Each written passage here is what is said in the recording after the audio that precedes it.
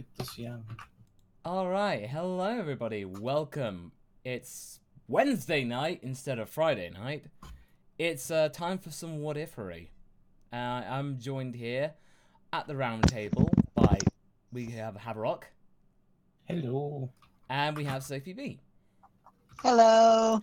And yes, the reason why we're having the stream today at Wednesday instead of Friday is because this weekend I'm getting married. So basically. Yeah, I'm gonna be busy, so I thought, well, you know, I want to have some kind of thing going on, but you know, I just have it on a different day. So immediately, I just see a lot of really interesting kind of questions that have come in. So I thought, and yeah, Paparazzo, unfortunately, the camera is still broke. So, but instead, we just put Super Strong Ranch up there. So. You can appreciate Adult Ranch some more. Yeah, if you want to know that we actually have the designs of a brand new Ranch Through Time clothesline, as well as various bits and pieces, which you can find at the links right here. So if you want to get something for yourself, or anything like that, you can get on with it. So, let's get on with this special video today, and let's get on with Paparazzo, who is immediately... It's Paparazzo, everybody! It's Paparazzo Show. Yeah, it's congrats on the imminent wedding, Masako. Well, thank you. Keeping with the sentiment, what if Goku had a bachelor party? Well, there's one thing that you can guarantee, is that the food would be absolutely top rate, but nobody would get to eat it because Goku will have had it already. So, unfortunately, yeah, it would be kind of left to nobody having it. And also... He would probably have eaten oolong, taking him for for a baked, for roasted pig. And yes, if Icarus's family were invited to the wedding, he probably would have eaten them too. Yep. Because he wants to eat your dragon. Thank you, though, Paparazzo. Margaret Evans, again, congratulations on your upcoming wedding. Marriage is truly a blessing. Aww. And what if Grandpa Gohan and Roshi stayed in touch, regular contact? Well, we were talking about this off stream just now, and the trouble is, though, is that the both Gohan and Roshi were hermits, so it wasn't really in their remit to be in contact with each other. But if they did, if supposedly they at least called each other every bit slightly long, earlier than between intervals. Or, like a hermit conclave, like some sort of druid conclave. Yeah, no, exactly. Like... So basically something like that. And exchanging the new hermit nerd stuff and new hermiting techniques. No, absolutely. So basically something like that. But I think one thing's for sure, Roshi would have taken Goku in a lot earlier. And probably would have tolerated, and Gohan would have probably told him, look, don't make him do all those weird stuff that you want him to do. But yeah, Haverok said HermitCon pretty much. And wow, we've had a £100 donation from the Nerd King. Wow, that is astounding. Thank you so much. So thank you so much, Your Highness. Saying, this shall be my last donation for a very, very long time. Like next time will be June, July. I'm just making it out of respect.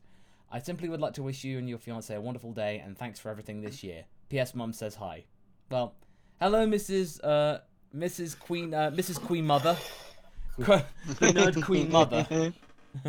Don't worry, give us a lot of time to make you an actual Nerd King anthem. You deserve one, dude. Yes, but thank you so much. So let's get some things rolling. So basically, Hannah Rowan jumps in, but again, thank you so much, Nerd King. Very much appreciated. And yeah, I think the day's going to be pretty good. Hannah Rowan says, what if Bra was born first? Well, Sophie, would you have any kind of feelings about this? It depends on which kind of bra or bulla you are talking about. If you're referring to just in general, and so the first person that you would be introduced to is future Bulla, I think she would be very much along the same lines as Trunks, personality-wise, because she would be living in a dystopian future. And you can kind of see a little bit of that over on my channel in the What If Krillin had a power-up vid. Cheeky plug. Cheeky plug. But for the most part, I think she'd be more or less the same as future Trunks, except, a girl, because she's raised in pretty much the exact same environment. The only real difference is that she would probably have gotten a precocious crush on Gohan, which probably wouldn't have gone anywhere and would have just added an extra layer of depth to her pain and her relationship with future Gohan and then later Kid Gohan. I always kind of feel like they didn't get enough of that in canon with Trunks anyway, because Gohan was his mentor and they don't really interact all that much, surprisingly. It's one of the things I appreciated from DBZA is that they kind of added a little bit of extra dialogue, at least, to help with that. As for in general, like with like the relationship with Goten and stuff like that, I think they would be pretty much the same thing, because you know that Bulla's going to wind up becoming she's already inclined to be a daddy's girl. So she's going to want to train with Vegeta. She would probably wind up hanging out with Goten because Goten would be around her age. Probably everybody would be treating the two of them like, oh, they're probably gonna be best friends. They'll probably grow up and they'll probably marry each other. But it wouldn't change. Yeah, can you? Did my audio not pick up no, on the I think stream? it's recovered now. It's recovered now. Okay. No, it was just somehow I think the internet kind of just bugged out for a bit. Okay. All right. But no, I think what you were saying was definitely something that was very true. So not much would change because the future does not conducive for, stereotypes regarding gender and identity. You kind of just got to, survive, pretty much. Yeah. So any changes would be superficial. Oh, yeah, no, totally. Absolutely. But the next one, Paparacha. Oh, no, it's Margaret Evans, sorry. What if the Saiyans didn't have a class system? And we were talking about this. Oh, by the way, Goku Kakarot upgraded his membership to an R&R executive producer, so the top tier. So basically, we have different tiers for the membership. So if you want to become a member, you can use the link down below, or just press the blue join button and have a look at what tier suits you. But in terms of this, we were talking about if the Saiyans didn't have a class system, we kind of get a semblance of that on Earth when the class system doesn't really matter. It's kind of almost like, Vegeta's kind of going, oh yes, we used to be great once. One time. But yeah, basically you get a semblance of that. But I think the two of you were saying that if it was like on Planet Vegeta, then Bardock probably would have been taken more seriously. And probably the Saiyans, they been more likely to have believed him and more likely to kind of more of them would survive. So it'd almost be chances are they would have been more similar to just humanity in general if it weren't for the class system and the separation of people by power level. Yeah, no, definitely. So yeah, no, absolutely. Ooh, big one from Iced 259. Oh wow, cool. But we'll get onto that one. So Ice259, thank you so much for that, massive drop. Happy late birthday. Oh, thank you. It was my birthday yesterday. Hey, my question. What if Dragon Ball R&R GT Goten was able to save Ranch by training very well with Goku and unlock powerful transformation, possibly get Caulifla to help? She is Ranch's rival. Could Caulifla be interested in Goten? Good question. Bit nuanced. There's multiple things to unpack in that one. Yeah, multiple layers there. I haven't really gotten that far. Haverok and I have been very, very cruel with that cliffhanger because everyone's just going like, Masaka, Haverok, why'd you do that? And we have plans. And it does involve Caulifla. And with this version of GT Goten, who doesn't really use a cell phone for a start, I feel like there would be some things that would be rectified, and there would be ways for Ranch to be saved in some certain ways. So yes, we'll definitely look into that. So again, Ice, thank you so much for your donation, but watch this space. There will be some interesting stuff involving those two characters. The one thing we can say that the whole Universe 6 Saiyan thing in GT wasn't introduced accidentally. It's not a plot point that goes nowhere. Unlike many other plot points in Dragon Ball. Hey, I see what you did there. That was clever. That was clever, Haverok. But what's not so clever is the next one, Paparacha, and I think this one's aimed at Sophie. What if Goku was taught by Master Rosie? Oh my basically, gosh, I'm never gonna live it down. no, you're not. Well, basically, if for those of you who don't know and weren't watching last week, we had a about something come up. I can't quite remember the nuances, but it involved instead of Master Roshi. Oh, what if Master Roshi was female She was and we came female, up with the name yeah. Master Rosie, and yeah, basically a rotten girl, a Fujoshi, but basically would be Master Rosie. So Gender bent Master Roshi. yeah, so basically we came up with the idea, and I think we were talking about this off stream, and I think you said, Sophie, that Goku probably wouldn't be of much interest to her until after the time skip. Yeah, I don't think he'd really show up on her radar until after the time skip. Honestly, she'd be more interested in somebody about like Yamcha. Poor guy. He wouldn't stand a chance. We need Master Rosie merch. Oh. Oh no. We need to actually lock down a design for that one. Yeah, definitely. Yeah.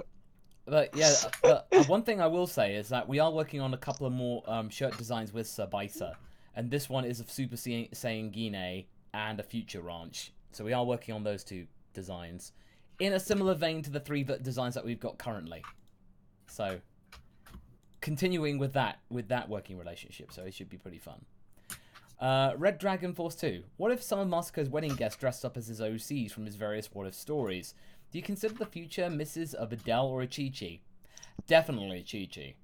Just in the sense of, like, I do a lot of daft things, and Philly does not put up with it sometimes. And it's just like, you know, I mean, the one good thing I will say about, well, one of the many good things about our relationship is that, you know, she does stop me from getting too arrogant. So basically, it stopped me from going a bit too over the top or being a bit of a pompous douche and stuff like that. She keeps you from becoming the Hercule of the community. Oh, definitely, and it definitely prevents me from, you know, becoming just anyone that, you know, who can't say, you know, Kaioken properly. But just saying. Anyway. Red Dragon Force 2. What if Chi-Chi met up with Goku again early by joining him and Krillin for training with Master Roshi and entered the 21st World Martial Arts Tournament with them? Again, we were talking about this earlier, and basically what we were saying is that if what is meant to be believed about the Ox King's power is true, and that it's 900, I think Chi-Chi would be allowed to train if that's what she really wanted, but Ox King would be saying, "Now, Master, I know that you're really strong and I trust your ways of training, but please don't do anything naughty to my baby girl," and stuff like that. So,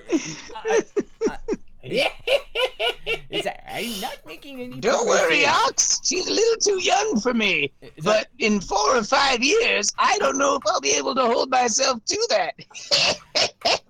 Yeah, pretty much like that. But I think at that time, if that's what Chi-Chi wanted, I think Ox King would allow it. But I think Roshi would genuinely at that time actually take his pupil seriously and just go like, "Yeah, okay, I'm just fooling with you." It's like, so something along that lines. But I think if she did, I think she would end up not being too far behind them. But I think she would need to have like a complete philosophy change about her, you know, understanding martial arts. I mean that would be so much better character arc than she did in of the course. original. Yes, no, definitely. I would definitely say so. Good question, Red Dragon. He has another one. What if Gohan and Piccolo fused at the Tournament of Power? And again, we were talking about this prior to the stream. We need to have more. Cross-species fusions. Things who aren't Saiyans. Basically, that little nod in the Buu saga when Krillin and Piccolo showed how fusion worked. We need to actually see that happen. I would love to see a fusion between other characters besides Saiyans. I actually have some plans in my head kind of percolating, ideas percolating for what if Krillin had a power up that might come into play. But it's one of those things where it's like you see all of the creativity that could be applied in a non-canon scenario like the video games with Dragon Ball Fusions, and you're just sitting there going like, why haven't they done this in the show? Yeah, like one of my problems with Fusion is that they don't like. I don't like it because they don't go all on it with it. You know, they don't play with it. Really. And Fusion did like take this gimmick that I wasn't the biggest fan and make it just great. Yeah, I mean, a very good concept, but it's just, again, as you say, Haverok, that it's just left on the table. And by the way, guys, let's get the likes up past let's get them to 150. We're about 82 right now. I think we could do better than that. You guys can do better than that. I know you can. I believe in you. Yeah. Come on. Thumbs up. Oh, and by the way, we have Smurf, yeah. Welcome to the Master Love tier as a member. So welcome, Smurf, yeah, as a brand new member. Thank you. Welcome. George J. If the Armored Squadron is rebooted alongside their master in a Dragon Ball Super film or show, how would you update them for a modern audience? Well, again, we were talking about this, and I was saying that you keep the 3 that's already there, but then then have 2 more. But Sophie was like saying just basically keep Salza. Yeah, Salza's kind of the most memorable character amid the Armored Squadron. And so I said, if you were going to bring them in and kind of like make them canon, at least if you wanted to bring them into the show, right, and make them canon, I think what you should do is fold the Cooler concepts and BoJack concepts into each other by having the Armored Squadron consist of mostly herons, i.e., like BoJack's crew, because it would create a further dichotomy, a further mirror of Cooler being this Frieza-esque, but not quite, situation where Frieza had the Saiyans under his heel, and then Cooler has the Herons under his heel, and the Herons have a lot of interesting concepts with their characters, including stuff like transformations and stuff like that, and their designs are fantastic. BoJack's crew's designs are fantastic, so you could get a lot of use out of those characters. And because they would just be kind of like a Ginyu Force equivalent and stuff like that, you still wouldn't have to flesh them out too much, which means you don't have to think up, deep backstories for each and every one of them. As much as I'd like to see that, they kind of fill that role a bit because they're real bland in BoJack Unbound. Yeah. Well, there's just not enough time to flesh all 5 of them out, unfortunately. If this was like an arc, or even a mini arc, that would be better. Yeah. Definitely. But yeah, and we need some cool henchmen. We do. Cooler henchmen. Yeah. Seaton 2000. Hey, Massacre, and thank you very much for your contribution, by the way. I've got an idea for a what if for Halloween. What if Lucifer survived? To which I mean if he survived his laser of his Devil Castle cannon and the destruction of the Devil's Hand. Okay. Thoughts, gentlemen? And lady? And anyone in between? What does everyone think about that one? I have no idea. I'm going to need some further context because I'm a little bit lost. I heard something about Lucifer. Well, basically, what if he survived the hit laser of his Devil Castle cannon?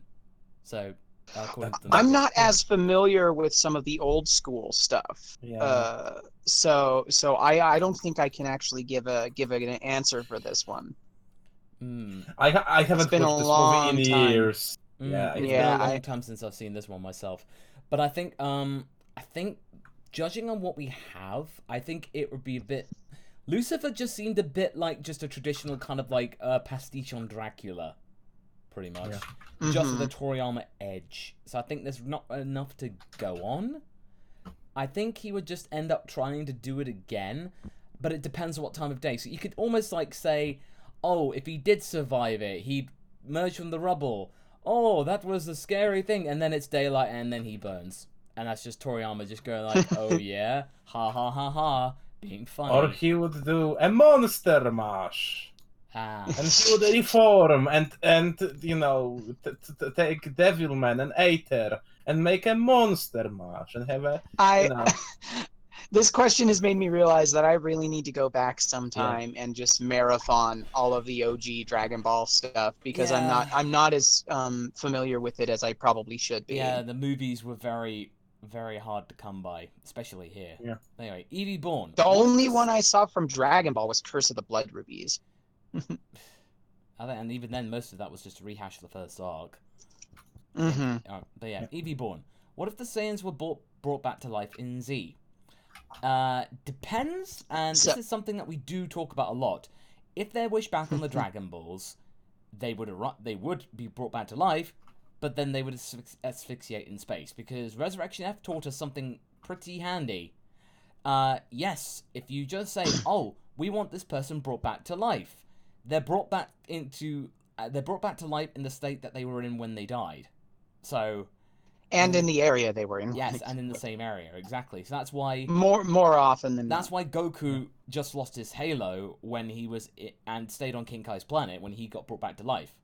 So basically, it depends where you are. Yeah, because he got to keep his body. So he was basically a zombie. Yeah, basically. So, unfortunately, if the Saiyans were brought back to life, they would immediately suffocate and die in space. Now, there are things you can do with that. I am actually going to do as a subscriber special at some point down the line. I'm going to be doing What If Vegeta Revived the Saiyans? And it takes a lot of work because you have to consider that he has to bring back the planet. Mm-hmm. He has to revive the race, and then he has to go out there and he has to rule the race. And you have to ask yourself, okay, but why would he want to revive the Saiyans? And so the idea that I have for the What If that I'm probably going to do sometime down the line for What If Vegeta Revived the Saiyans is he wants to fill the power vacuum left behind by Frieza and King Cold, because he realizes after Trunks kills them that the head of the snake has been chopped off and the entire Frieza empire now needs leadership, and a reborn Saiyan race could take that leadership. That's true. That is very true. So we'll look forward to checking that out. That's Sophie B. Powerhouse, correct? And yes, and if you guys are curious, if any of you are subscribed to my channel and you're curious where the next video is, personal stuff and my day job has taken up a lot of my time. Until the videos can become self-sustaining, there's not going to be really a consistent uploading schedule, so I'm sorry about that. But I should be getting my next video up within the next 2 weeks. No, yeah, schedules. They're always a bane of our all existence. So I hear you there. Mm-hmm. Red Dragon Force 2 is the next one. What if Bulma, Krillin, and Gohan found Vampa instead of fake Namek, and the rebel ship were on the way to planet Namek, meeting Broly and Paragus? I'm actually writing this. Oh. This would be interesting because you've got to remember, there's one thing that's really interesting to remember at this point, and that's that Bulma is ostensibly single. So when they land on Vampa and meet Paragus and Broly, they probably aren't going to be too thrilled about Paragus, of course, but Vegeta's not a good guy at this point. He hasn't converted yet, so Paragus still has his shot at revenge. Mm-hmm. And Broly is probably still pretty powerful. So they'd probably allow Paragus and Broly to come with them on their ship and be like, we're taking a trip to Namek. If you guys want to make a stop off after we get done with what we need to get done, that's fine.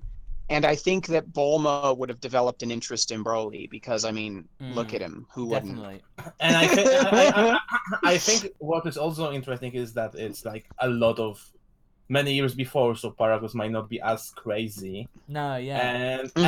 And Vegeta is not coming out of this scenario alive. He isn't. No. By the time they find Vegeta on Namek, Paragus would probably decide to rejoin Frieza. Broly would have his moment of rebellion against his father. Something would probably happen to result in Vegeta's death, because I guarantee Broly would be more powerful. Yeah. And Broly would probably wind up happening is some kind of fight would ensue because Paragis's power level is only in the 4000s. He doesn't grow very much in strength. So even the human characters or Gohan could kill him at that point. Something would happen that would result in Paragis becoming killed, and Broly's Super Saiyan transformation would trigger, and he'd probably go more than a little crazy and have to be put down by Goku. Unless, unless this could be also a chance, because again, less years. This is the only plausible scenario for any sort of Paragus reformation in here. Mm-hmm.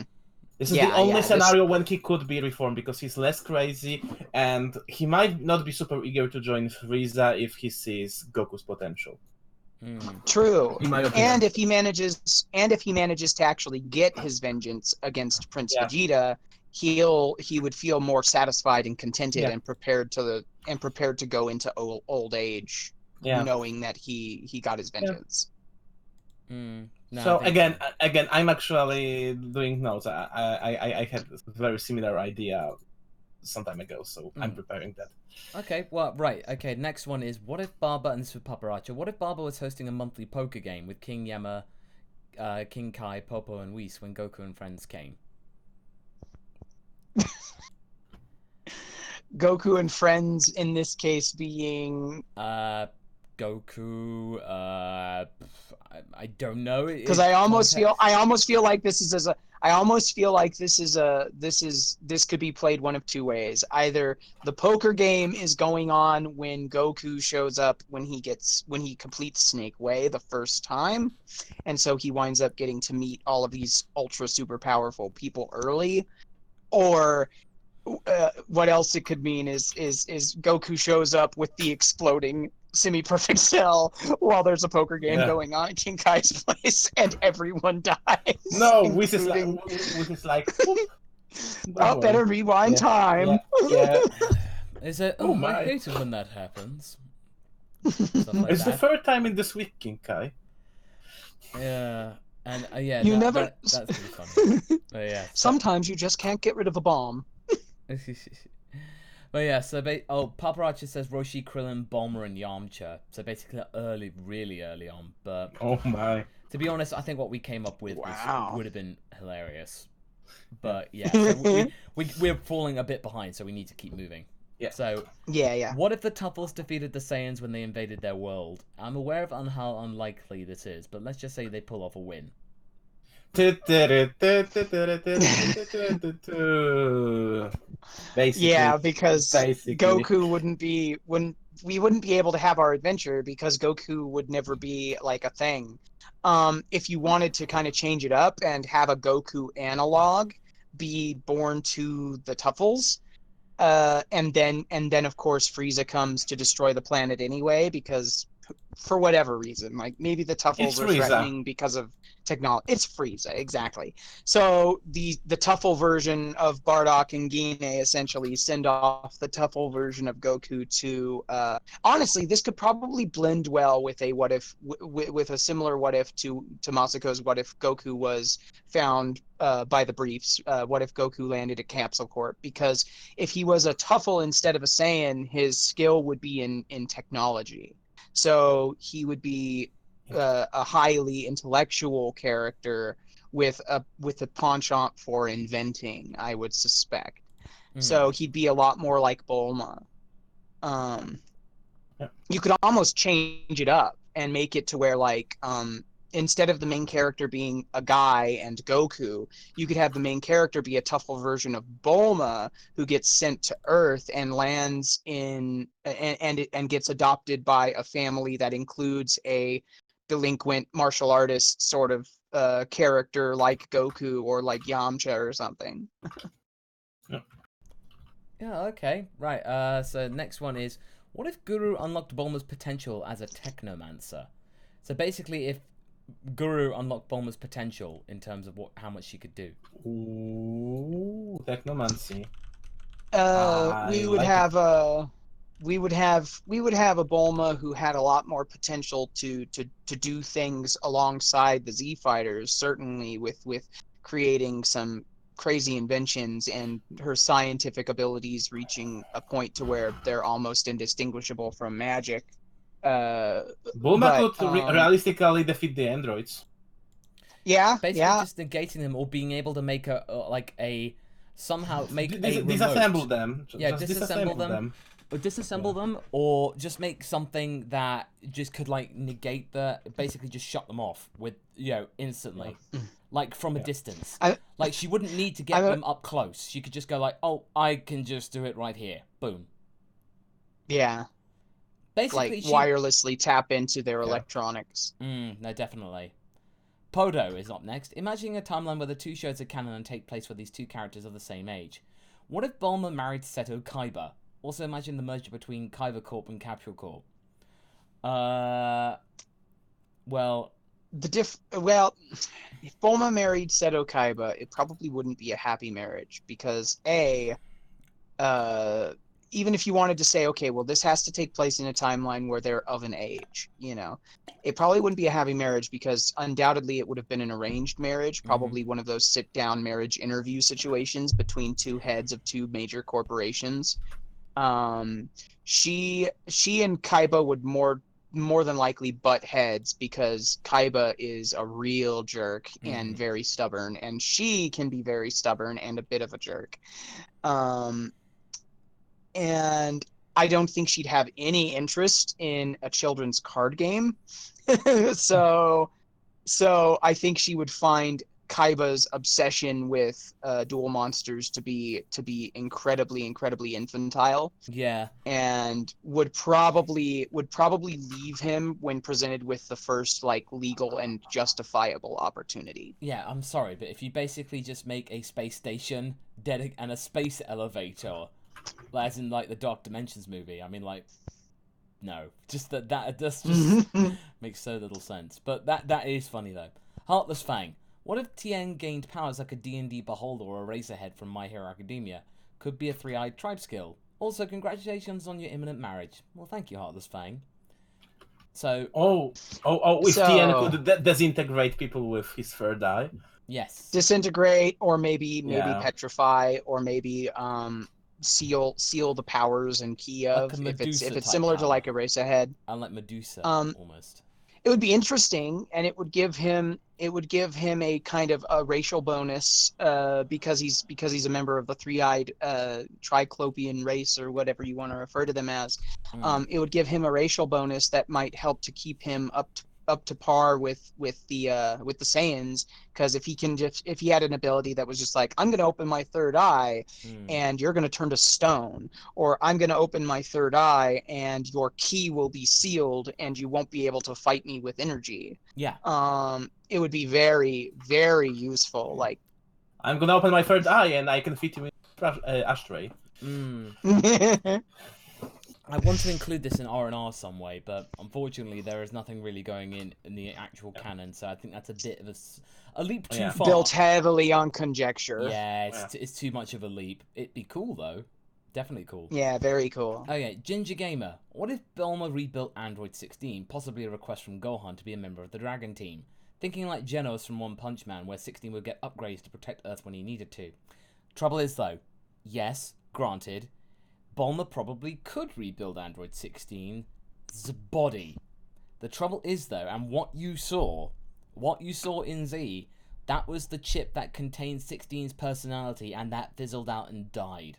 And probably that can be explained. That could be explained away, though, because if you decide to say that during her studies, when she had to repair Android 16, that she made a copy of his full data, a backup copy.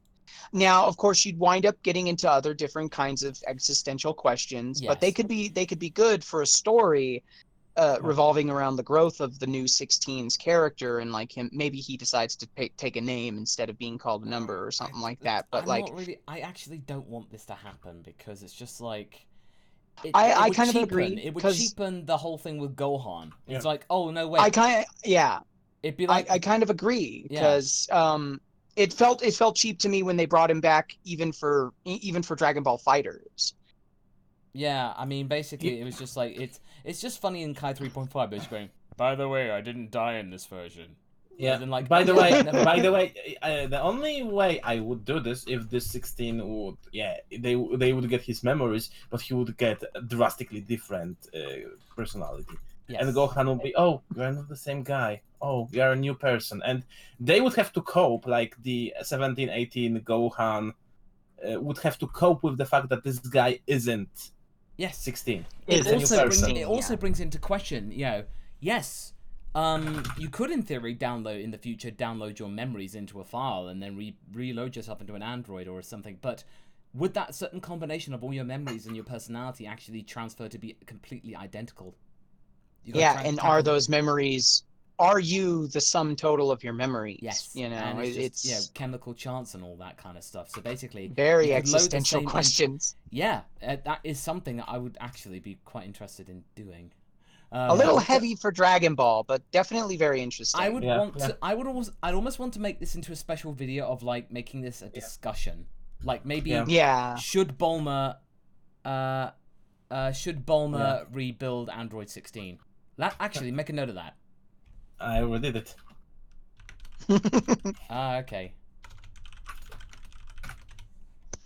Okay, so basically, Paparacha, what if Jiro's son found and raised Kakarot? So basically, if Android 16 found and raised Kakarot.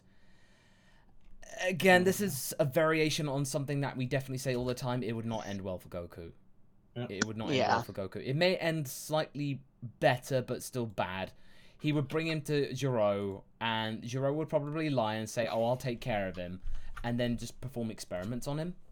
And I suppose... And also, guys, why do we assume that the 16's original... the original son of Dr. Jiro was a good guy? Yeah. Yeah, I mean, making a lot of assumptions here to quote Dragon Ball Z Abridged. Yeah, like they weren't the same person. Even if you wanted to say that, let's just go ahead and assume that 16's original design model, essentially, he was based off of Jiro's son. Let's imagine that Jiro's son finds this boy and brings him to the Red Ribbon Army. Jiro is most definitely going to experiment on him. Honestly, the only instance in which Goku is raised by the Red Ribbon Army and doesn't come out of it like being cut up or examined or experimented on by Jiro or Frapp would be if he was found by like a high-ranking member of the officers group, like. And they had the authority to protect him from that. Like if Goku was found and adopted by like Staff Officer Black or Commander Red, maybe in that situation Goku might not get experimented on. But it would also still be a very it would definitely be one of those bad ends for the Earth. Yeah, no, definitely, I would say so. Again, anything with Jiro and Goku is not going to end well. By the way, Chrome Bison, thank you very much for becoming a brand new member of the channel. Thank you. And Nick Wolf is up next. Stronk Ranch is best, but the first thing I thought of seeing the shirts with her vest was Fighter's Gogeta winning and then puffing his chest. Well, I wouldn't be surprised if Sir Bison was slightly inspired by that, but the reason why I wanted to go for that pose is just to show off that Adult Ranch is basically a lot like her dad, in the sense of like likes to show off, has that kind of really eccentric personality, and is also hella strong. Yeah, that's big, buff, and beautiful. Absolutely. And seriously, based on how many people have bought the Adult Ranch shirt and various products of that, that one won. That is the most popular. Definitely. I love her. It's so awesome. And I love like some of the comments were basically like, I'm not sure how to take this. Does this make I can make Ranch my waifu? And I'm like, yes, but remember she's my daughter, so you gotta be respectful. Masako doesn't want to see all your comments asking Adult Ranch to step on your face. Yes, I mean keep that for when I'm not there. Also, also don't even try to, to invite her on a prom because Papa Mas will And ruin and your day. Uncle Hav will have some words. Yeah. Philip Weird Uncle Have. Yeah, just Aunt Sophie will help Brunch sneak out the back window. I mean, I will have very strong words. Yeah. Philip Perkins. What if Elder Guru fused to Piccolo after Namek? I don't think that. Well, again, we talked about this last time about whether it would be compatible because it seems like Guru is a Dragon Clan Namekian, and we're not sure whether that actually would make it compatible. So if we're going by traditional logic, I think it would mean that I don't think it would work, and Guru probably would not want to fuse because he's near the end of his life. He doesn't want to live anymore. He's kind of done. And Piccolo would probably, at that time, he's not fully redeemed, so he would probably not want to do this and would feel this isn't like an encumbrance. So I don't think it would be a conducive. I mean, physically that would be possible. The question is how helpful would that be? Because Guru is not a warrior, and I don't think that Guru's power would be of much use in that situation. Although he could troll Piccolo out. Now put your hand on me. Lower. Oh, no. Lower. No. If I junk would be gay right now. It's like, and then basically, I taught Nail that one. Oh my god. Oh my god, Mas. It's just, super Kami Guru. Timothy Ron, what if Goku was a single dad? Well, one thing, you kind of get a semblance of that in the Room of Spirit in Time. You have 1 year of just the two of them, Goku and Gohan. They'd be training every day. Yeah. And but at the same time, I think if Chi-Chi died or passed away, I think Goku would still be aware of that studying was something that was important to Chi-Chi. So I think he wouldn't immediately go like, well, you don't need those books anymore. He wouldn't do that. He would understand it, because Goku does still have morals and principles. Grandpa Gohan taught him that. So he would still understand that Gohan should study, and I think Gohan would want to study. I think he would ask Bulma to help him with teaching, because, Bulma, I'm not good with that, you have much more experience. Could you help me with that? But he would still keep it as part of Gohan's life, I think. He wouldn't... I mean, a lot of people would think that, he would just say that, he doesn't have to study anymore, but... No, he would still make that part of his life for sure. Paparazzi. What if Goku went back to Roshi's training as a compromise once Gohan was born? AKA, what if Goku did odd jobs and increasingly heavy weights? Okay, so basically if after Gohan was born, Goku went back to train with Roshi. It would have probably resulted in both Goku and Krillin's power levels being higher when Raditz arrived.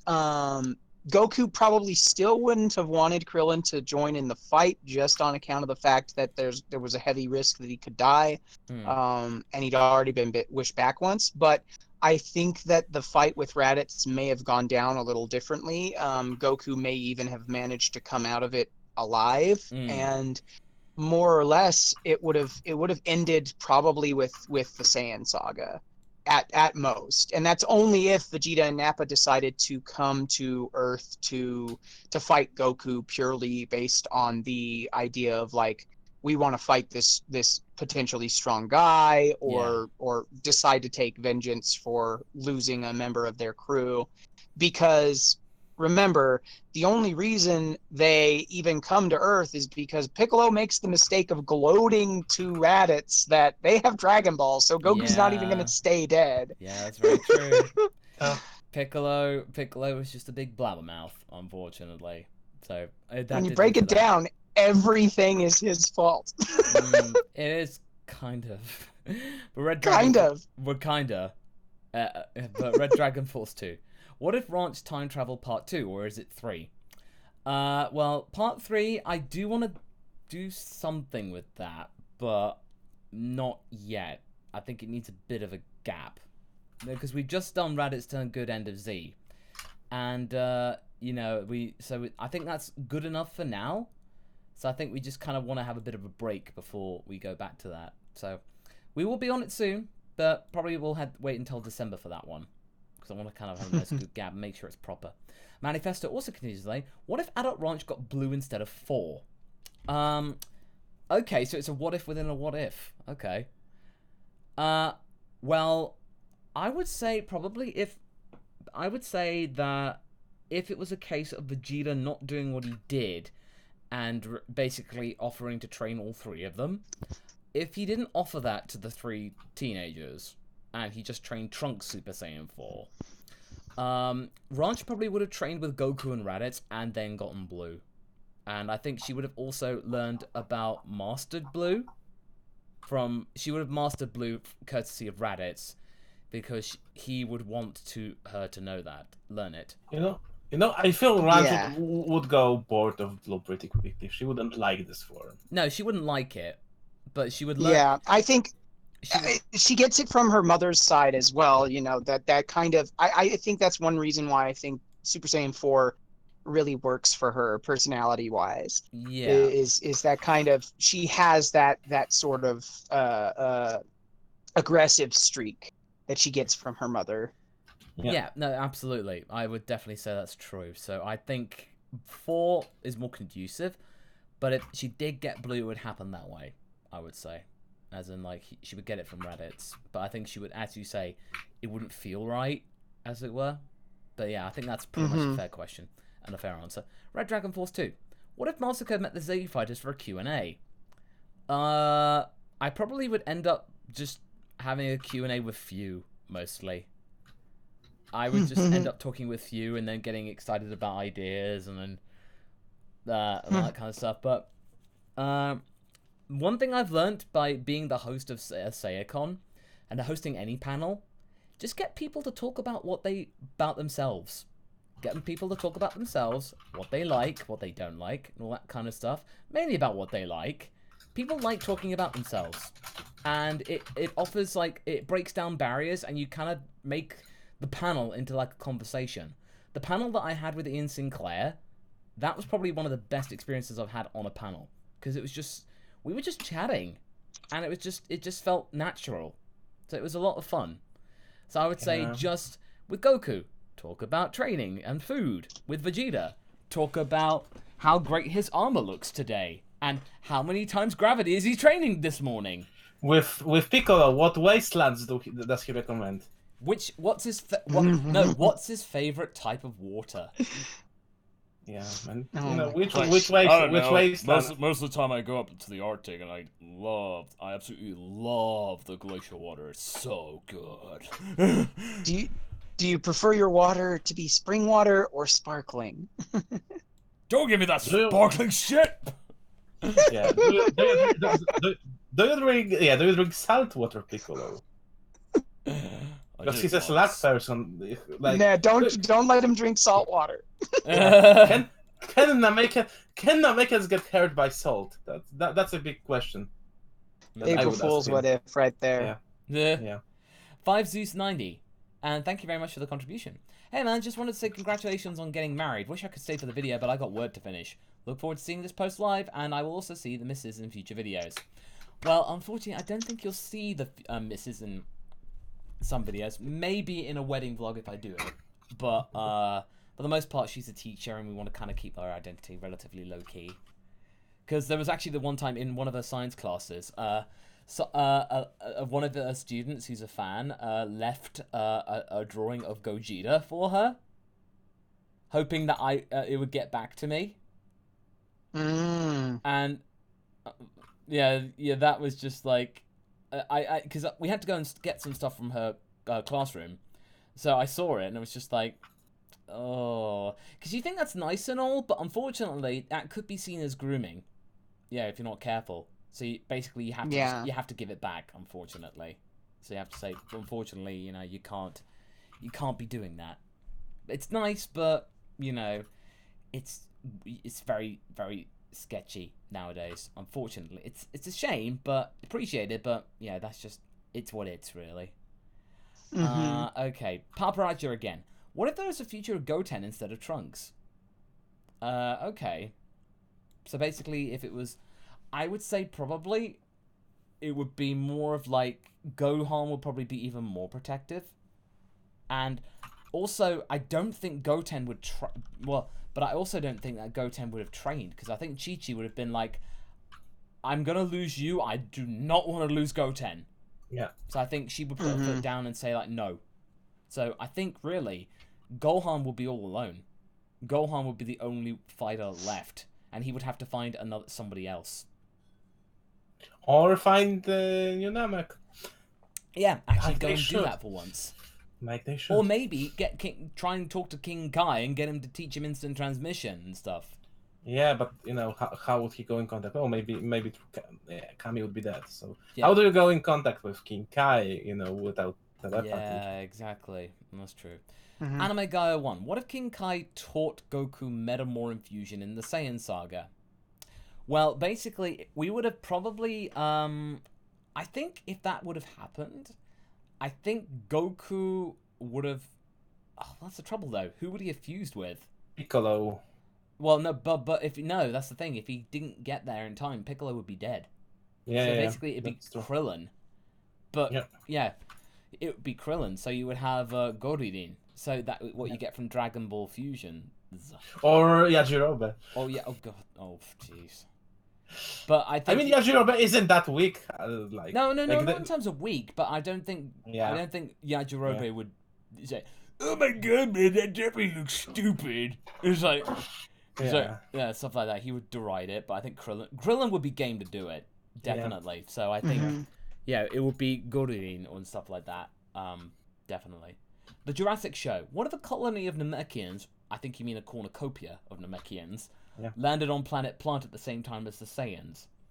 I think good question.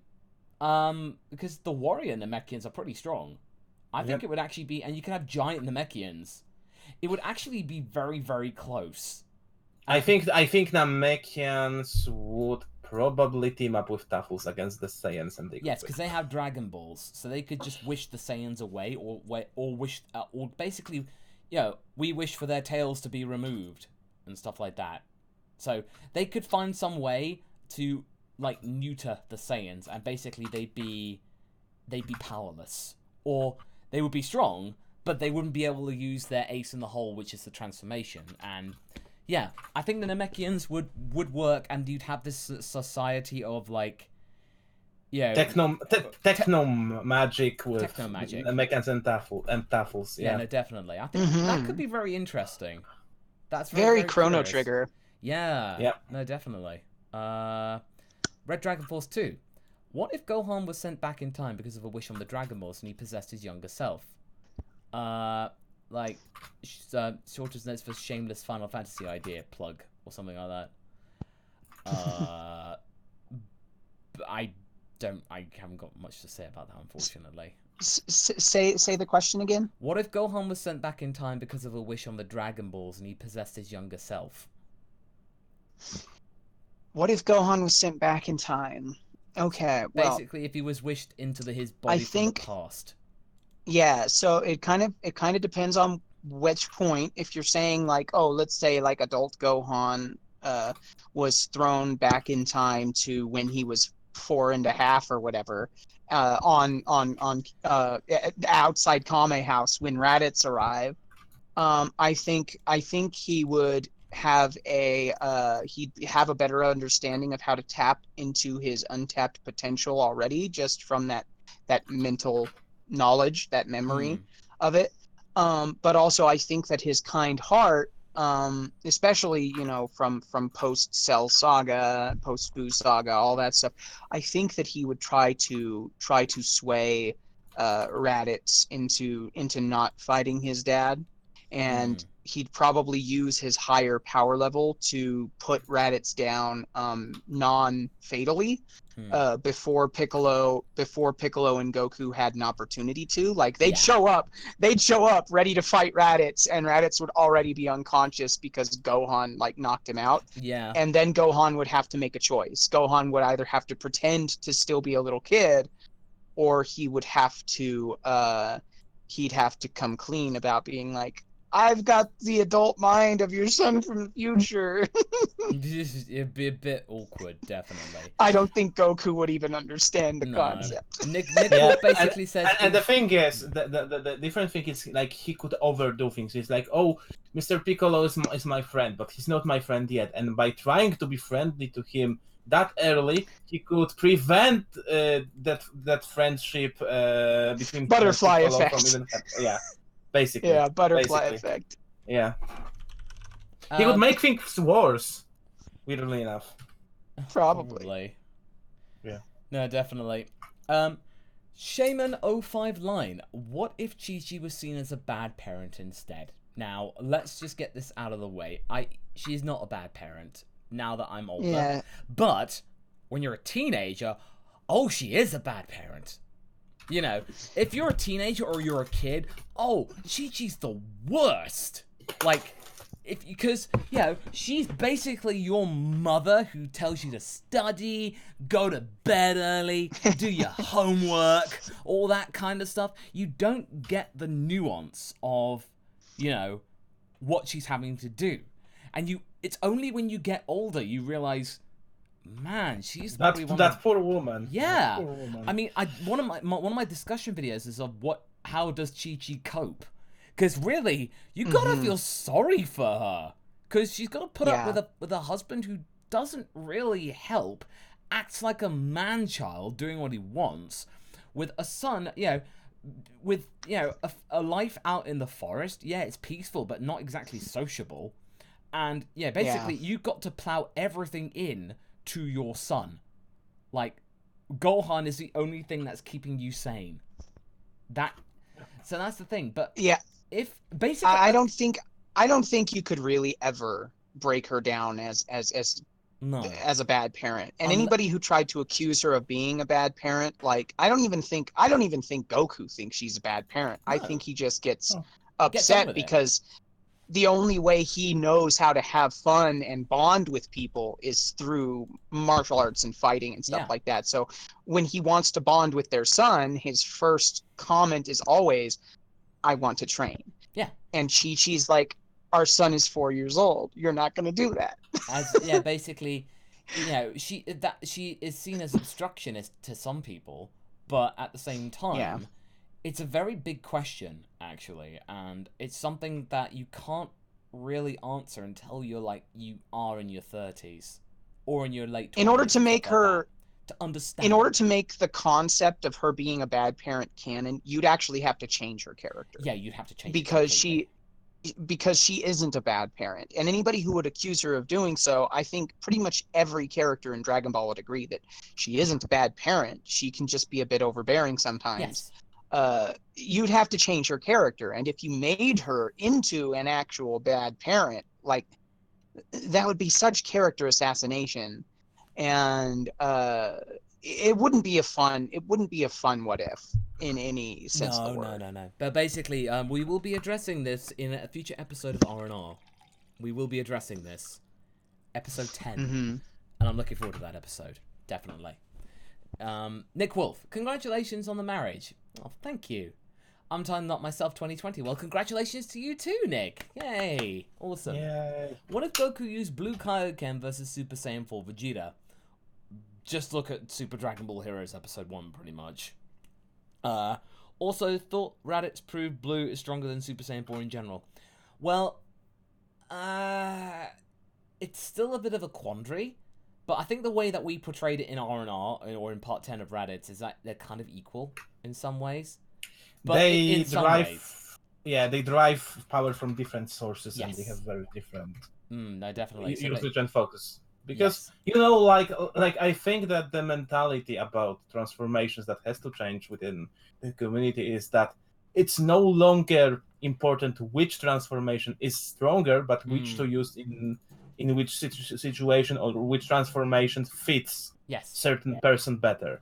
No, definitely. It's all about matter of preference, really. So that's why Vegito and Gogeta, nowadays, they're pretty much the same in terms of power. It's just depending on what kind of resource of fusion you have to hand. Do you have earrings? Cool, you use Vegito. Can you only use the fusion dance? Oh, okay, let's use Gogeta. That kind of stuff. So in terms of power, it's exactly the same nowadays, and personalities are exactly the same. So they're just that's the problem. If there's one problem about modern fusion with Vegeta and Gogeta, they're identical.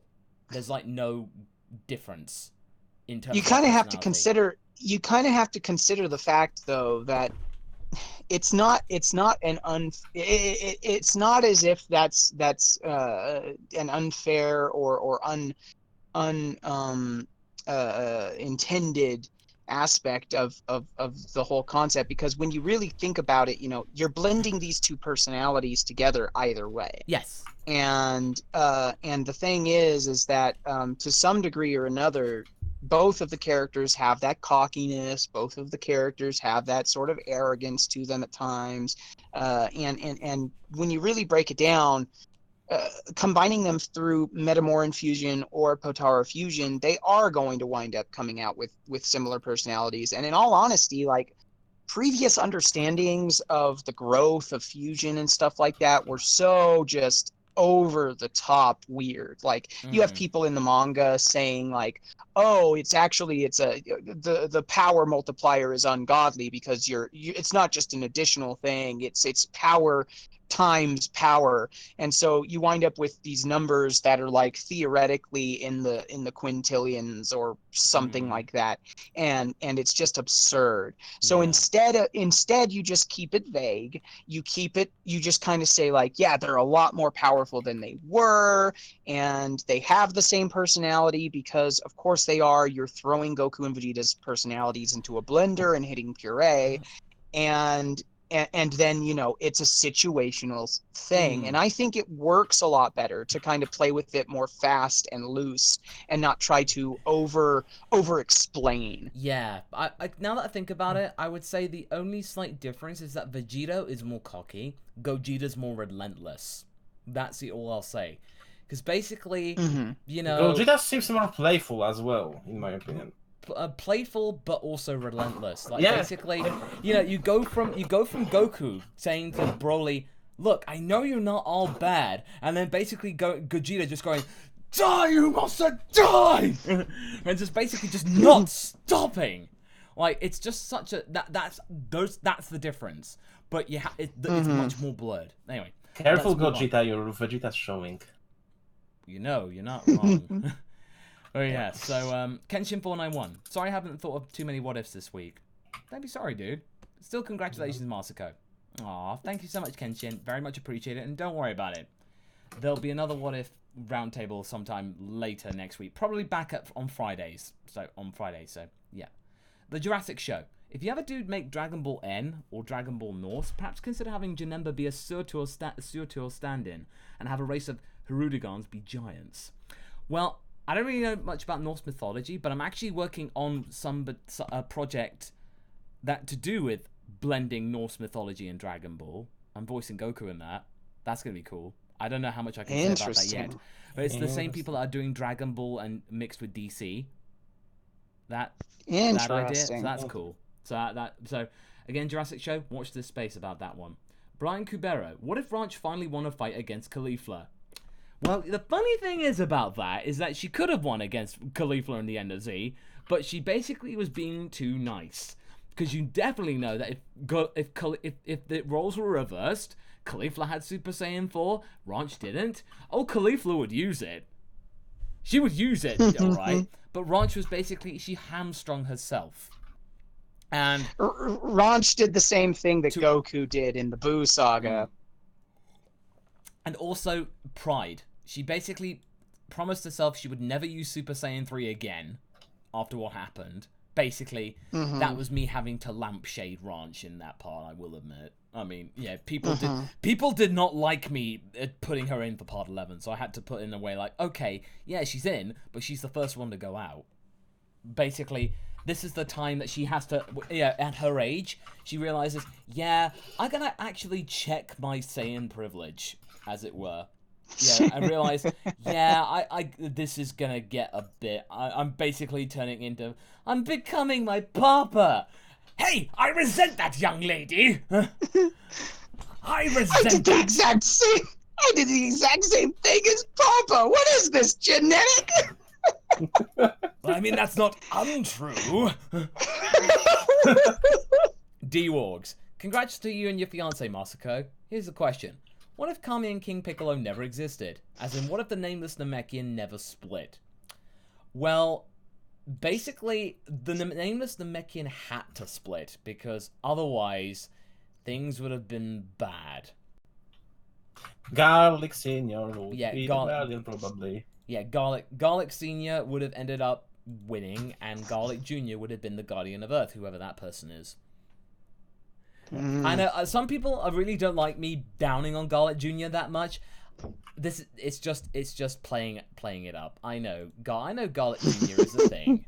I know Garlic Junior is a thing, of course, but it's just. And we'll be having a discussion about bringing Garlic Junior to the modern draft. Yes, don't worry. we will. We'll have plans. Infinity War 23. What ever happened to Gine in Trunks' timeline? Well, pretty much exactly the same thing. Can I answer this, Masako? Yeah. Keep it brief. Okay. Originally, I was pitching ideas to Moss about what could have happened in the What If Gine timeline back when he was writing his scripts, and I actually had an entire outline plot concept for future Gine, but it wound up getting scrapped because Masako decided to go a different direction with the story. I know. I used the original Future Trunks timeline. That was back in the day when I was less bold. I did one retcon, but I think I won't do another retcon. So basically, yeah, I gotta stand by my decision, what I did at the time, pretty much. That was before we did What If Cell, basically. Yeah, pretty much. That was the spur of actually, taking some time and actually writing stuff in that regard. Okay. What if Pan? This is from Hannah Roan. What if Pan was born in Future Trunks' time? Well, it would depend on whether Videl was still alive. And Mr. Satan was still alive, but the trouble is though, and Gohan would have had to have met her in the same and they would have had circumstances. And they would have still had to have found time to spend together, fall in love, all that other stuff. And honestly, Gohan kind of had his hands full. He was basically trying to play the role of Superman during that entire time. Good fun, flying. Good fun. Hands full. Oh my god. That was unintentional. Oh my gosh. Point being is he was keeping so busy trying to meet the androids in each instance where mitigate the damage that they could do, as well as train Trunks. I'm not entirely sure if he would have ever met Videl. If he did, it would have meant that Hercule and Videl would have probably had to move into Capsule Corp. Videl would have probably trained alongside Trunks. And when Gohan died, I think that Videl would have probably been devastated. Trunks would have done his best to comfort her. Trunks would have gone Super Saiyan. And then sometime down the line, I think what we would have probably seen is, instead of the Trunks, the Future Trunks, Future Mai pairing, we would have probably seen a Future Trunks, Future Videl pairing. Yeah. And they would send if Pan was a thing, they would send Future Pan to the Pan. Yeah, probably. To keep her safe. Yeah, to keep to grow up safely. Yeah, pretty much. Yeah. So okay, so there's basically manifesto. Happy late birthday, Masako. Thanks, buddy, and congrats on your wedding coming soon. Thank you again. Wishing you a long life of happiness. Any tall jokes from Adult Ranch with her boyfriend yet? Ha! I love how Adult Ranch, by the way. Thank you. We all love her too, and it's another mascot for the channel. But there are too many to think of, and this is the best. This is the best thing. Now that Adult Ranch is a thing, this is the thing I need to contact the Dragon Bras about. Now this is something, if you don't know, the Dragon Bras are mainly the female cast or female identifying cast of R&R, and and I want to basically say, okay, how do I do this right with keeping it tasteful and keeping it fair? That's the thing. I will admit my own limitations. I am a dude, and I want to learn. So I will have to basically go on a magical quest to find the Dragon Bras and consult their great wisdom. to make sure that He's done this already multiple times in the past, because he also asked for the Dragon Bros assistance for what if female Goku, what if Gine, etc. Yep, of course. Yep. Basically, I've got to make this right, because I do think fan service is good if done right. Evangelion, the early Evangelion, did it well, as in it's enough. Good fan service is ones that make you just kind of go like, wait, did you see that? Did you see that? It's like you blink and you miss it. It's not in your face all the time. You have to be paying attention. And it's also stuff that's actually kind of tasteful. That kind of stuff. So something that just makes you in wonderment, as it were. But not just things that, like typical, it's got to be done right and with some sophistication. Not like Android 21 in Fighters. That one was just like, I'm not gonna lie, Android 21, I thought it was great, but at the same time, it was just giving me the vapors, like it was just too much. It was like watching Speed Racer, in terms of like, so many colors, and like, oh my god, this is too much! Like, yeah, 21, fan service, it was mostly sometimes okay, but the rest of it was like, I'm sorry, this is just too much for Dragon Ball. This is just like 20, like the Goku going like, I'd like to have a one-on-one with you. That kind of just thing. Oh, that's cute. That's cute. But if it was limited to, if that was the worst it got, that would be funny and cute. But 21's fan service was over the top, and I feel like 21 could have been a good character, even with her design clearly screaming, honeypot situation. The problem is, and I've plugged this before, but if you've never seen Lindsay Ellis's video Framing Megan Fox, where she talks about male gaze in the Transformers series, and how Megan Fox's character in the first Transformers is actually the best written character in the entire thing. But the problem is that the camera frames her as a sex object in every shot, so it doesn't register. The quality of the writing for her character doesn't register, because in everyone's mind they just think, oh, she's a sex object, because that's how the camera's framing her. Android 21 is the exact same situation. She had the potential to be a good character. The writing wasn't necessarily bad per se for her character, and honestly, the voice actress did a really great job. Yeah, but the problem was the camera work and the direction for her voice work all frame 21 as a sex object. You get up close shots or far angle shots of her breasts, of her butt. She's always posing. She's always making moaning sounds, it's not right. It's a bit too much for Dragon Ball. I mean, like, okay, but let's move on. We're getting bogged down, unfortunately. It's a good topic, but we're getting Shaman 05. What if Vegeta wished the Earth to be Saiyans? I think he would probably have to use the Namekian Dragon Balls for a start, because I don't think Shenron could do every Super Dragon Balls. Yes, but I think by the time that they would know about Super Shenron, he wouldn't care. He'd be over that. I don't know. Like, for me, the scenario in which he could technically do that was if Frieza went on full onslaught, if he thought that Frieza is reforming the army to wage a war. Like last resort, okay. Yeah, so he's like, okay, you are Saiyans, I'm going to train you. And I have an army of Saiyans with human morale, essentially. Okay, that's fair. Yeah, you have to, it'd be an interesting thing, definitely. Paparazzi. George Staphos wants you to make a Turles a recurring R&R villain. I prefer you to make a recurring R&R villain of Master Rosie. Well,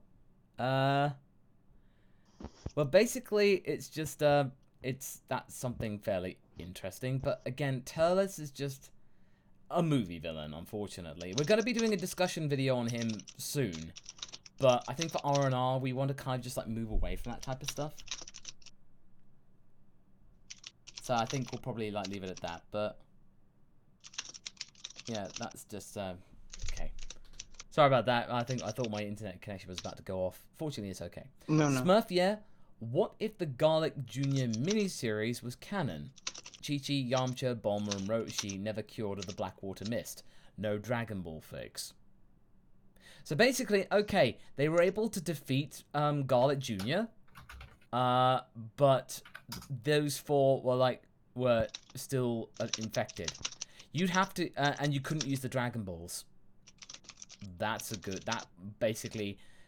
going to end well for them. They would probably, the only way they could probably be cured of it is basically to kill them.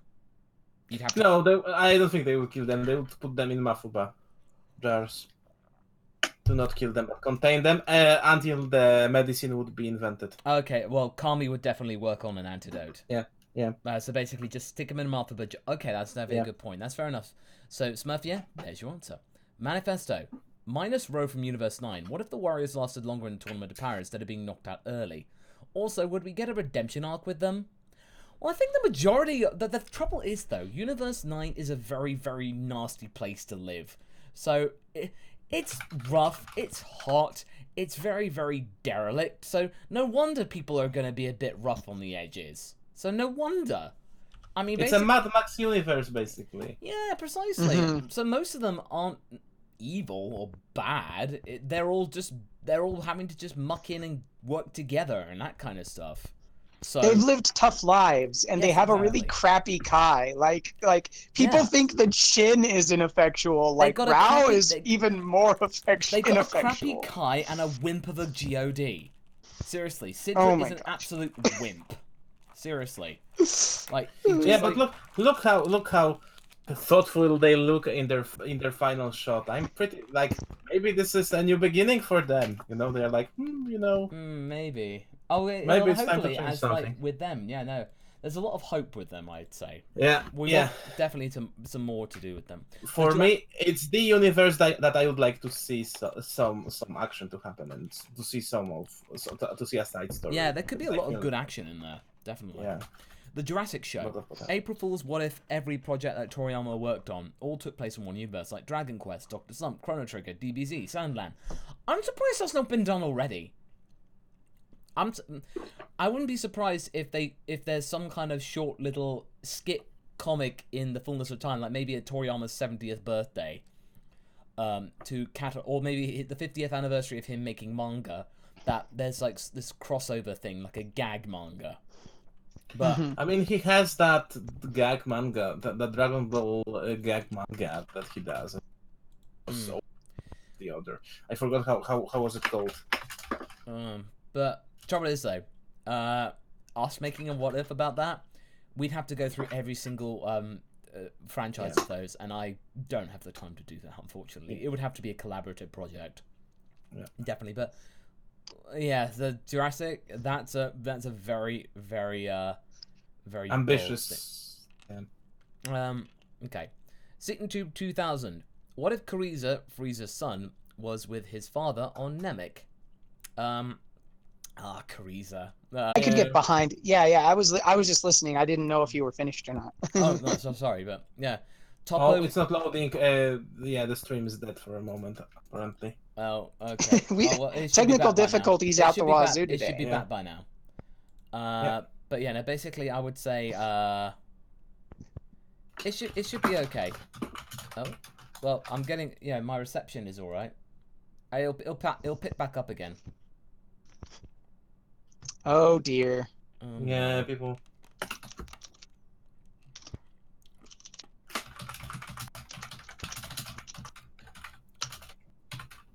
Oh dear. Oh no.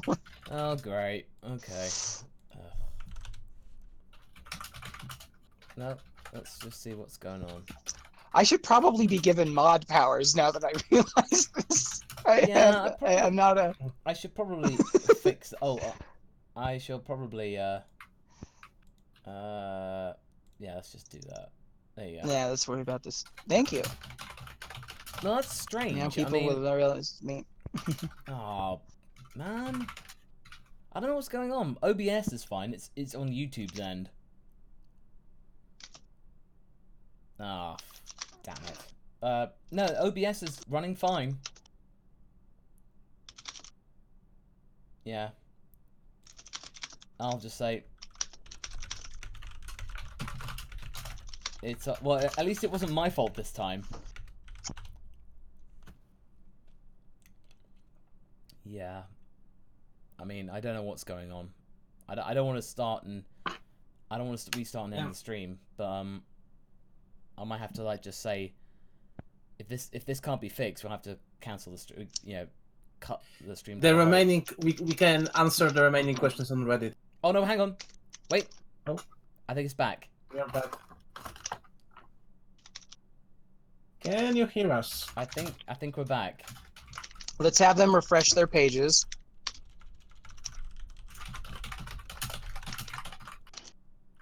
Oh, they're back. Okay, cool. So okay, it lives. It lives. Okay, the round Yay! table lives. Yeah. Okay, so It's alive! It's alive! Let's move on to the next one. Well, let's Quickly. Let's quick while we got it. Jurassic Show. What if Carissa was canon? Again, too little information in that regard. So we need to know a little more. Michael S. Any chance R&R can extend into a non-GT universe? Probably not, because unless we decided to go full on and do the Zidane thing and a Zidane arc using stuff from Super, maybe. But after GT, probably not. That would then go into Super fanficky type thing. But if people ask for it, you know, who knows? Maybe. I mean, it almost always depends on how much of a demand there is. Yeah, I know, but at the same time, I'm just a bit like, I'm not wanting to go in with the full intention of, oh yeah, of course there's going to be something after that. Again, fan demand. Paparacha, what if you and TFS did Curse of the Blood Rubies, How I Met Your Mother style, with Goku as an unreliable narrator telling his kids about his first Dragon Ball hunt? That's a funny idea. Oh, go on. That sounds hilarious. Like the idea of presenting the Dragon Ball movies as like alternate retellings of Goku trying to tell the story of like the Dragon Balls, but they're all weird and non-canon. Yeah. That'd be certainly definitely useful. It's just a shame that How I Met Your Mother didn't exist back in the 80s. Oh well. Red Dragon Force 2. Oblivion asks, what if Goku never met Yamcha? So, Goku not meeting Yamcha has definitely a major butterfly effect sort of situation, because Yamcha was sort of essential in a few different points. But if you wanted to just say, like, what if Goku never met Yamcha, so Yamcha and Bulma never hooked up or anything like that, the most optimum, I would have to come up with a scenario to bring Yamcha back, because I love my boy Yamcha. It's just dipping in and out today. Oh, No. Okay, now I think this one we might be back again. Yeah. Okay, I think we're back now. Yeah. It's causing problems. I think with that we gotta keep moving. Refresh. Okay. So to answer the question, what if Goku never met Yamcha? I would still have him meet him. I just have him meet them at a later date. What I'd do is I'd introduce Yamcha by having him show up at the same time as Launch, and the reason why is because he attempted to rob her truck, but she kicked his butt and threatened to shoot him. And when he fainted, she sneezed and turned into Blue Launch, and Blue Launch took pity on him and took him in, and they eventually become an item instead of Yamcha and Bulma. Okay, that seems vaguely fair. No, it definitely seems fair. Anime Guy 01. What if the time machine Cell was used was found before Trunks came to the past? Well, it would certainly leave a very, very big confusing thing of Bulma going like, well,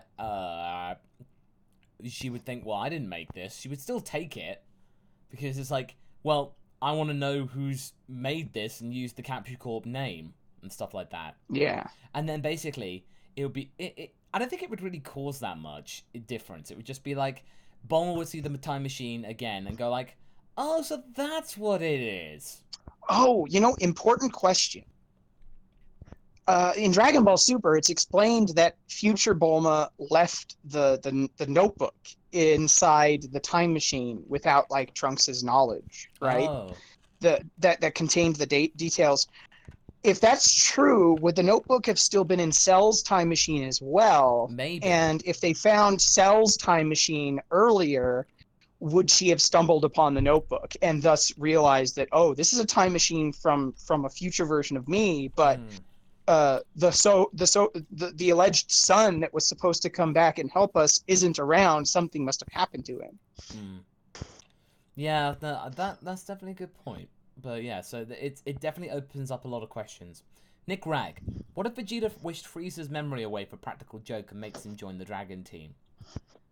So basically, if Vegeta just like said, well, that's a good question. They could do that. With the Super Dragon Balls? Yeah, basically, erase Frieza's memory. Basically, just like, you'd have to make him go back way to the point when Frieza was like just born, and then through imprinting, influence him to not be a bad guy. But the trouble is that you'd have to train him from the beginning again. But it could be funny. Yeah, but the problem is, like, he wouldn't have. We don't know how much of this imprinting is, Yeah, again, not enough information. Yeah. And we aren't certain of the spiritual aspect of that either, because there is a certain degree of like, do you really want to write a narrative where you could make a wish on a Dragon Ball and change somebody so intrinsically through a method that's essentially brainwashing? I don't even know if the heroes would even consider it. Practical joke or no practical joke. I think Vegeta would much prefer to just kill Frieza than play some sort of prank on him. Vegeta would probably think about it for a moment and just go like, it would be like one of those like twisted thoughts that people have. Much funnier thing to do as a prank would be to wish on Super Dragon Balls to make Frieza not be able to make anything evil, and he would be, boiling himself inside. He would have to be nice, do nice things. He would be still evil inside. That would be bigger torment than his personal hell, Yeah, that's definitely true. Alright, Paparacha. What if Guru's potential unleashed gave Gohan Super Saiyan 4? Well, the thing is, though, if that happened, Gohan wouldn't know how to get to it. That's the thing. Yeah, you could have the potential to get to that power, but you certainly have to unlock certain things in your body that you know and you learn and you study to get to it. So basically, he would either have to have found it by chance, and also his little, like, 6-year-old body wouldn't be able to handle it. That's the thing. That's why Kid Goku reverts to an adult. That's the thing. Yeah. It would probably destroy his body or something like that, or he wouldn't be able to access it at the very least, even if he could access it, it would probably shorten his lifespan in much the same way that the Elder Kai says, like, if you were to fuse as Super Saiyans permanently, it would drastically shorten your lifespan. Definitely. Yeah, the Jurassic Show. Happy birthday, Masako. May your what-ifs continue to fascinate and inspire me and the rest of your fan base. Ah, thanks, Jurassic Show. Much obliged. We will continue to do our best. Podo. I feel like Japanese Kaiba had enough character development to not be a jerk and be more mature. Yeah, maybe. But the dub and the sub are very different in Yu-Gi-Oh! So you'd have to like have a lot of queries in that one and a little bit more knowledge about the Japanese one to quantify about that one. But I think, but that's kind of going on with that. So there is some things to be debated in here. But we'll move on. But very good point, Podo.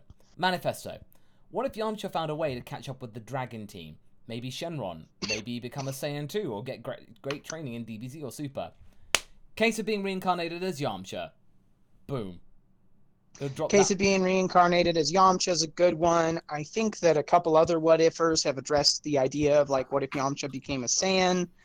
I'm going to be playing with some of the storyline revolving around certain human characters in my What If Krillin Got a Power-Up bit, because the other humans are also going to be getting the Kaioshin, and that I kind of addressed a little bit in part 4. I actually have some plans further down the line that might actually see some controversy for that, because I think that there's a certain level of bitterness between the humans when it comes to just how far behind they are left by the Saiyans. DBZA did a really great job kind of showcasing that, especially with Tien, and like how he has been a warrior his entire life, and yet he can't keep up to these guys who are total jokesters. I think that there's a lot of narrative potential there for if they managed to close the gap, for good or for bad. I think so. That's definitely true. That seems fair. Stephen Sanderson. Hey, working on a timeline for a Xeno story with 18-year-old Pan, I was wondering if it would be okay to make it similar to R&Rs with differences. Yeah, go for it. Just leave a credit saying it was inspired by Dragon Ball R&R. That's all you got to do. Yeah. But yeah, go for it. Go for it, Stephen. Bearing Cab. What if the present Mai and Goten got together? Maybe that causes friction between Goten and Trunks. Oh wow. No, I don't You'd know. have first and foremost, you'd have to have them be older, which, it wouldn't be a problem if they were their proper ages and they were entering high school at this point, but they don't show them as if they are in Dragon Ball Super. But if they were, right, I don't think Mai would be in any way attracted to Goten. Goten's too soft for her. And too simple. And yeah, he's also very simple. He was very much shaped to be a little Goku, and that kind of got addressed in R&R as well. Go check out Dragon Ball R&R. But I don't think Mai would have that much interest in Goten. If she did decide, like, I'm gonna try to make Trunks jealous by dating Goten, first off, I don't think Goten would have the first clue what to do with a girlfriend. Like, I think he would be just completely out of his depth. And second of all, I think it would fizzle out pretty quickly as far as for Mai. I don't think there would be any kind of long-lasting love triangle there or anything like that. And honestly, I have. It's white. Oh, hang on. No, it's back now. It'll take a little while. I don't know what's going on. Oh yeah, it should be coming back. Oh, here we go. Yeah, it's coming back. You may want to tell the audience that if it continues to do this, we may have to cancel the stream and get to the super chats that we haven't gotten to today, either on Reddit, on the subreddit, or in the next stream, at the top of the next stream. Yeah. Okay. So, okay, I've done that. So, basically, Nick Wolf. Well, let's get back to that. Nick Wolf, what if the fact that Ron 10 and Ronks present male and female respectively said something about the three's gender identities? Are Trunks and Ronks gender fluid? I don't think they are. I think... But the whole point with episode... Well, let me just say what the point was with episode 1. Episode 1 was basically my pet peeve of people saying, oh, what if a boy and a girl fusion happened? Would they have a P or would they have a V? That's the thing. The YT being YT, by the way. What would they have a Nanami? And the whole point of Ranch going, Trunks, it doesn't matter. As in, that was me vocalizing, going like, it doesn't matter. That's the thing. Yeah, stop asking the question, especially when it comes to, like, kids. Then Ranch is 9 and Trunks is 8, jeez. But it's just like... The issue that I kind of have with the fact that that's such a pervasive question, even though it can come from an honest place at times, I know that some people are kind of getting hung up on the anatomy of it. A lot of the time, though, the question is asked because it's somebody trying to be like, oh, wink, wink, nudge, nudge, snickering behind their hands and stuff like that. Like, it's such a funny joke to, what's in your pants. But when it comes right down to it, it really doesn't matter, because there's no bearing on the overall story, regardless of what they have as far as their anatomy goes. And it doesn't really matter anyways. Now, as for the question of, like, whether or not they're gender fluid, Masako would have to be the one to answer that, because it's obviously his creation. But I'd say that it would be interesting for representation. It would be better for representation in a sense, but at the same time, you also don't want to damage the characters just by making them arbitrarily something else. Yeah, no, exactly. You want to stay true to the spirit of the character. Yeah, that's the thing, basically. You have to remember, this is a property that came out of the 80s. That topic was not even mentioned, and probably nowadays in anime, it's still not mentioned. It's only... I do think they'd have a great respect for gender fluidity, though. I think that they would have a large respect for the gender spectrum. It's a non-issue, Basically, as in, like, you know, it's never called into question. That's the thing. So Exactly. there's scope. But anyway, let's move on. Cameron Heaton. What if Guinea landed with Fem Goku at Capsule Corp? Well, I would imagine probably that Dr. Brees would have probably, you know, gave them a home and stuff like that, and probably just let them get back on their feet and stuff like that. But then I think at the same time, Guinea would not feel comfortable around here, and probably they would find a place elsewhere. But that's the thing. Yeah, Dr. Brees is all kind and all, but I don't think at the same time it would be conducive to a cozy environment. It's in the middle of the city and stuff like that. Yeah, I think. Then again, Yeah. But yeah, again, I think I've got to wrap this up by 10 basically. Cause, Yeah. Got a very early start in the morning, so basically we've got to rattle through these. One of Goku was a Tuffle instead of a Saiyan, and that's from the nuclear reactor. And also, in terms of Super Chat, I think I will have to say no more after this one. Unless it's just for, you just want to anyway. Just that means we can get through them all before YouTube starts to blow up the stream again. That's the thing. I want to see if we can get all of these done without YouTube cutting the stream. Yeah, of course it's going to be your marriage week that YouTube decides, hey, I'm going to throw technical difficulties at you all day. What a wedding gift. Thank you, YouTube. You're too kind. But, so yeah, if you want to give a super chat, then, you know, that's just, you do that on your own risk. But I'm just saying. Nuclear reactor, what is a Tuffle instead of a Saiyan? Martial arts prowess, they wouldn't have the tail, for sure. And, yeah, that's the thing. Not enough tail. Maybe the potential, because, you know, 1 in a million, chemical chance and all that kind of stuff. But you wouldn't have the Ozaru thing. Grandpa Gohan would still be alive. And, yeah, so it would start from there. But the giant monkey form would not be there. Paparazzi. Yep. What if Goten was a Roshi level, pervert from day one? What? No. Just N-O, capital no. Goten's too much of a cinnamon bun for that. Don't you start bringing GT Gohan or Goten into the early Goten stuff. No. I don't want to see that iteration of Goten. Yeah, no, I don't think that would happen. And even then, he's more self-centered in GT. That is less than a perv. His characterization was it was garbage. It wasn't Goten. It was somebody wearing Goten's skin. Yeah, pretty much. Baby was there all along. We just didn't hear about. Let's move on, guys. I really don't want YouTube to crash Moss's stream again. Yeah. Cameron Heaton. Friday is my birthday. Well, happy birthday to you then, Cameron. Happy birthday. Happy early birthday. Manifesto. In relation to my previous what if with Adult Ranch, why didn't she get God in SSJ Blue? Wouldn't Raditz feel betrayed or hurt? Wouldn't she want to be like her father in that regard of like Master Blue? Well, Manifesto, the reason why I went with that is because Vegeta wanted to make it up to people and would offer to train the 3 kids together. That's the thing. That was a peace offering, and Raditz would tolerate it, but they don't know that Vegeta's been training them at Super Saiyan 4. That's the thing. That's Vegeta's little, that'll show them. So basically, Ranch just went with Super Saiyan 4 and just took to it. It just seemed to fit. And she gets to spend time with Trunks and Goten.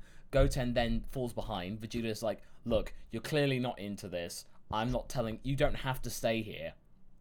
Go and do what you feel more comfortable with. So, yeah. The reason why I don't want to get it is because she felt more comfortable. And Raditz isn't particularly bothered because I think between whatever the end of Super is and the end of Z, Raditz kind of just stops training as much and doesn't really care as much. Because he's just wanting to have a bit of peace and stuff. So I think that's the answer to that one. Auto Johnny. What if Goku and Vegeta go rough or staged? I would like to think they have more control because they're a bit more intelligent and Broly at that time.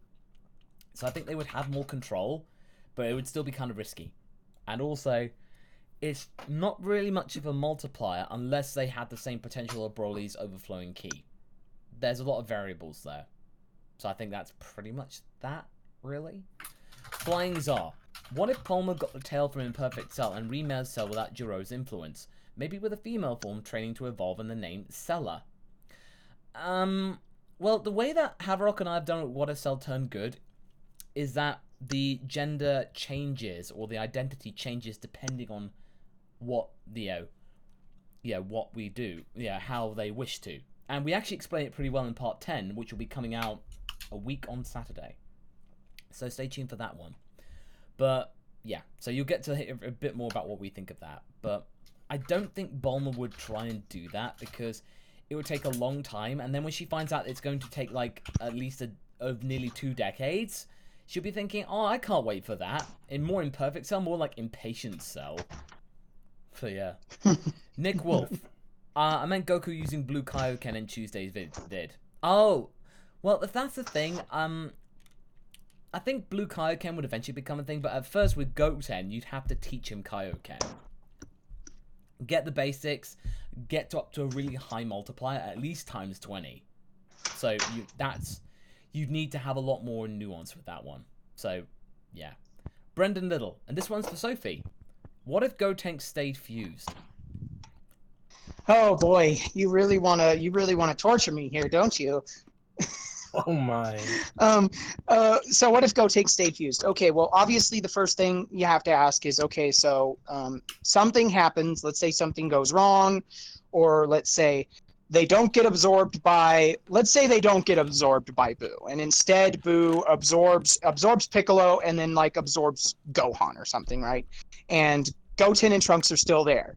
Goku shows up and he's got the Potara earrings, but there's no one available to fuse with, and he doesn't even know if he could fuse with a kid. And then let's just say that like maybe he gets absorbed, maybe his time runs out or something, or maybe something else happens that results in him not being able to fight. So Goten and Trunks use the Potara earrings to become a new version of an alternate version of Gotenks. I don't know what you would call I guess it would be like Trunkton or something, like with Piccolo's joke for Potara fusion. And so they're permanently fused based on the original idea of DBZ. The biggest issue would be, of course, their parents. And then you'd have Vegeta would want to Vi to train them. Goku would want to Vi to train them, which would probably result in some interesting shenanigans where Vegeta and Goku are forced to train together. Chi-Chi and Bulma would be arguing for visitation because Chi-Chi wants to make sure that her son studies. But Bulma's like, well, my son's supposed to be learning the family business so that one day he can become a CEO. And I think it would cause a lot of stress and trauma for the permanently fused Gotenks character, and they'd have to grow up pretty fast because I couldn't deal with them being a brat the way that Gotenks is 100% of the time. Yeah, I think so. But anyway, let's move on to something to think. Isaiah Fraser says, what if Raditz was the main character of an isekai? What if who was the main character of an isekai? Raditz. Raditz. Oh wow! So what if Raditz was reincarnated as a slime, or Raditz Zero, or God's blessing on this wonderful Raditz? I think Raditz is actually a really good choice as far as an isekai character goes. You could even have him reincarnate in any one of these isekai universes after his death at the hands of Piccolo and Goku. I don't think it would matter all that much because when it comes right down to it, the rules of whatever that isekai world were would more dictate everything than Raditz's like Saiyan heritage or anything would, especially if he gets reincarnated into something other than a Saiyan. Oh, okay. Paparazzi again. The time Raditz got reincarnated as Yamcha. Paparazzi. Speaking of, what if Bardock was portrayed like Marlon Brando a la The Godfather, aka Megamind reference? Well, basically, he is the Godfather in What If Bardock Convinced the Saiyans. He basically becomes the de facto leader of his own clan, and he is now currently in a power struggle with Vegeta. So you get that mob mentality in that one, definitely. So that's definitely a lot of fun. Brendan Little. Here's another crossover, so no worries if you pass. How would a fight with the end of Z R&R group be against like Destoria? Be like against Destoria? Wait. Oh, that's a kaiju from Destoria. Yeah, it's a kaiju. Destoroya. Destoroya, yes, yeah. From I would say look to the Hirudegan pretty much, except without no stinking dragon fist. Yeah. Yeah. I'd say that. Look to the Hirudegan kaiju thing. That's the best thing, except without Goku. So they wouldn't be waiting for Goku this time. Infinity Wolf 23. Why does Adult Ranch wear the Metamoran vest? Well, it's not the Metamoran vest. It's just a vest with like the coloring of Raditz's armor matching with the boots. So it's just kind of just like it's just a tank vest, and again, Yeah. It's just with some nods to Raditz's armor. I love those nods. Like the color scheme for Raditz's armor. I love the simplicity of brown and black. No, definitely. Mr. Kuva, here's an idea for you. What if Raditz and Nappa turned good? Imagine there'd be major changes. Happy belated birthday and cheers to a happy future. Well, thanks, Mr. Kuva.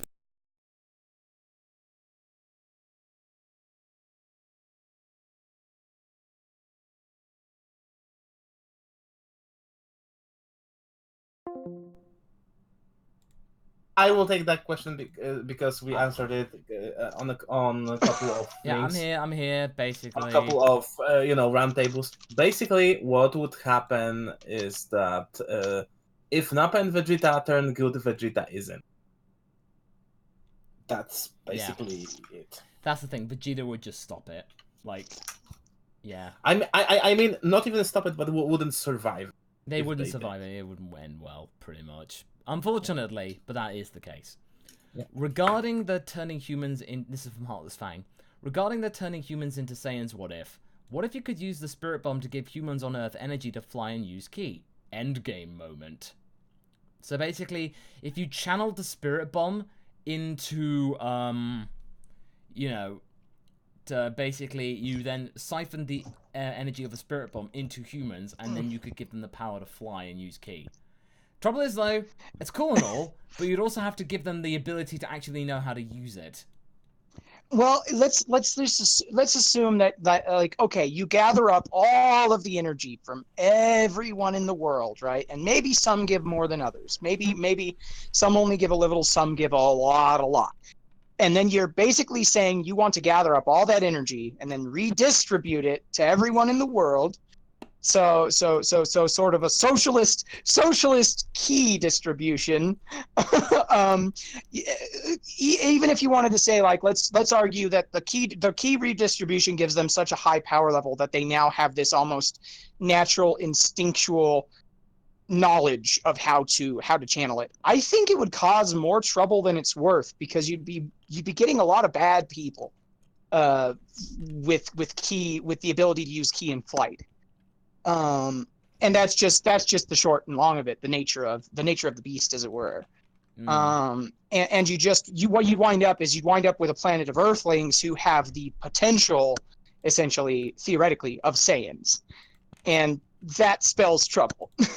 Yeah, that's not good. It would good intentions. Unfortunately, with the human condition, we live in a society. Yeah, even in Dragon Ball Online. Yeah.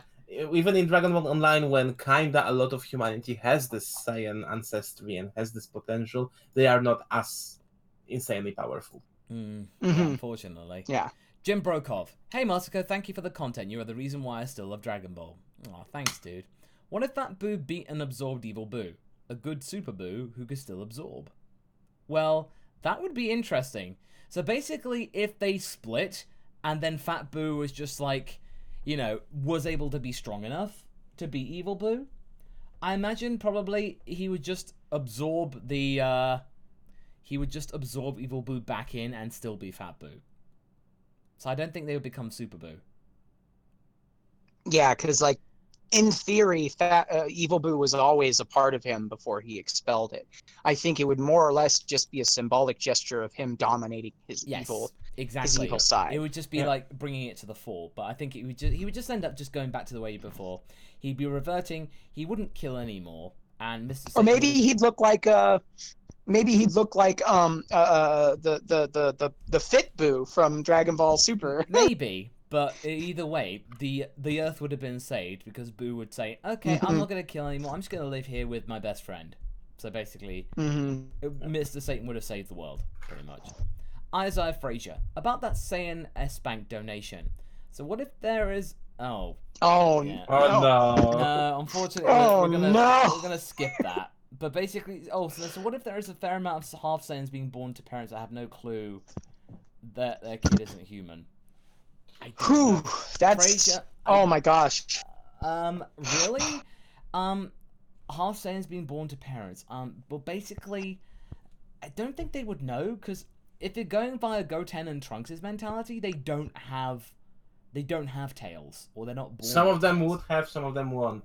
I think some of them would be, some of them would also be like, as far as like developmentally, I think that given the situation that we don't have a whole lot of knowledge on how Goten and Trunks were born, and if they had their tails surgically removed, or if they were just born without them, but we do know that Saiyan children have a heck of a lot more potential because of the S cell count when their parentage has a higher power level.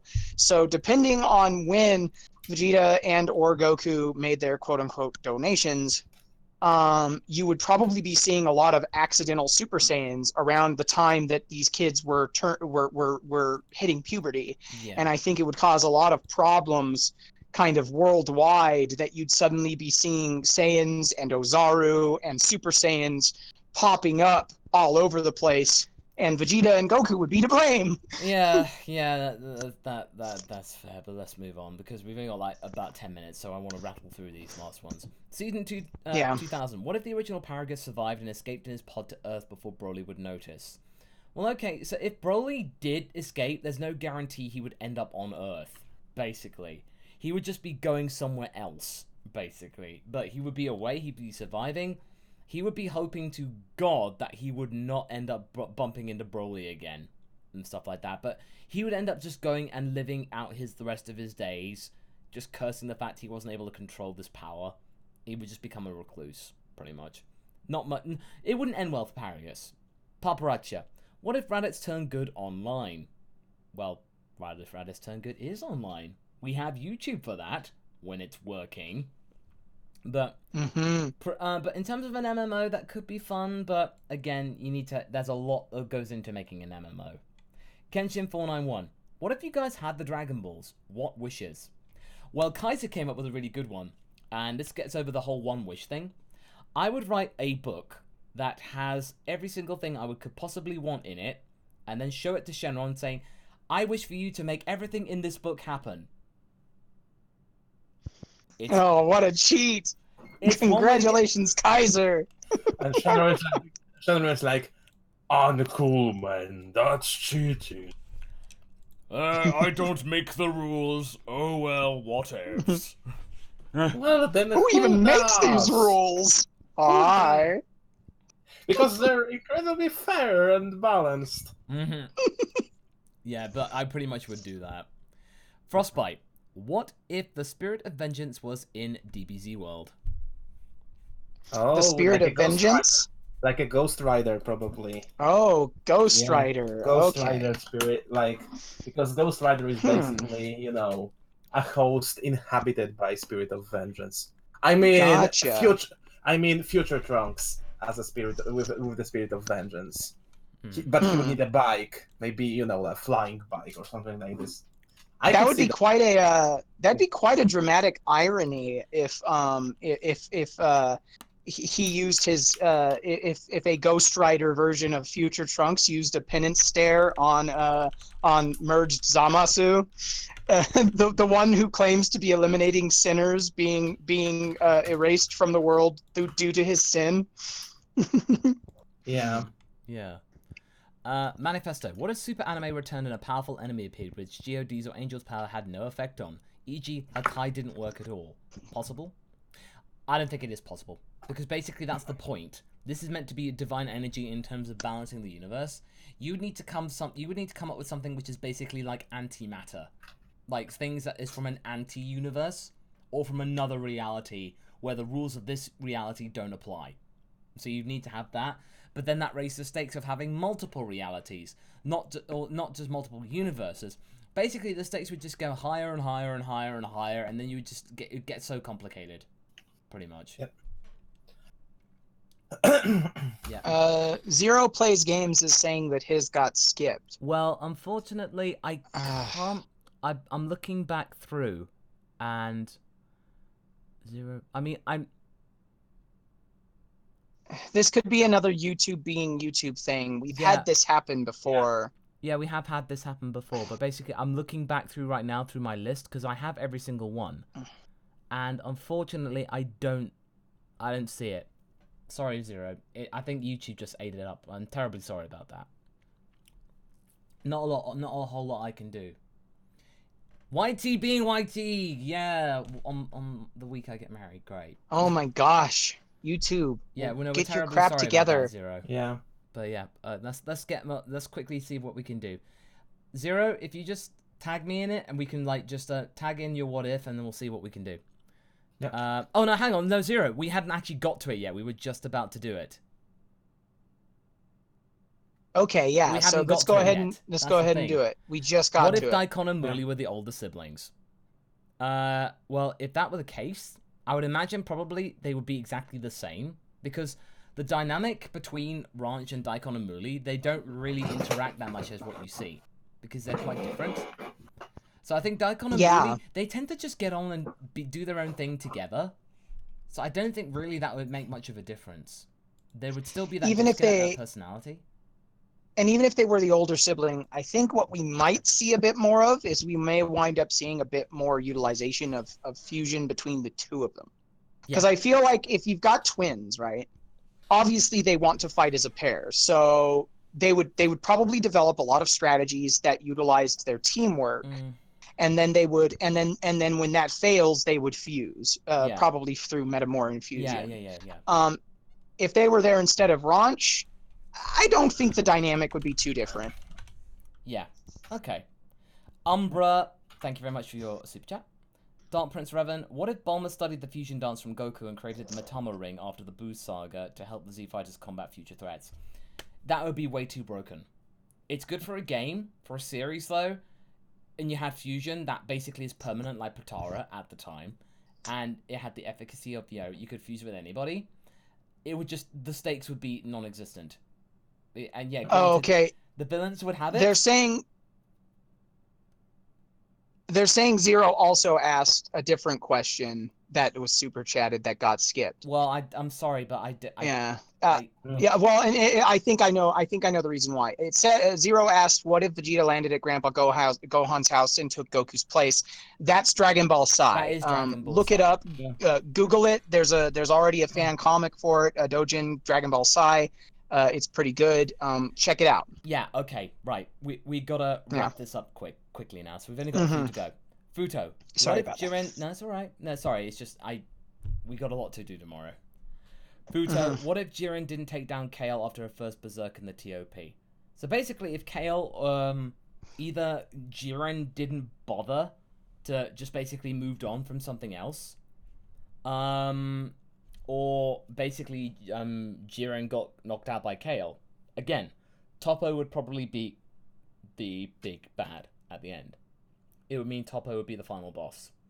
Because you still have Kefla, because Caligula would still want to control Kale, but Jiren would just be out of the picture much earlier, and it would have been such a damp squib. If that happened that early, people would have just been up in arms saying, oh, we were built, or it could be a classic Toriyama subversion, thinking, you think that was going to be the big bad? No. No, that's just a guy, that's just an alien, big buff alien dude in a red suit. So, it would be like a decoy. It actually could have been kind of curious. And then Toppo, who you think is this big, respectful dude, turns out to be the sinister god of destruction. And you think, oh my god, that's a major heel turn. That would have been quite surreal. Seaton Tube, hope you have a nice wedding, Lawrence. Oh, thanks, Seaton. Myrtle Sal, Have you seen Dragon Ball Absalon? How would you integrate use the continued story in your stories? Basically, I want to see lots of Super Saiyan 4. Well, you're going to see a lot more Super Saiyan 4.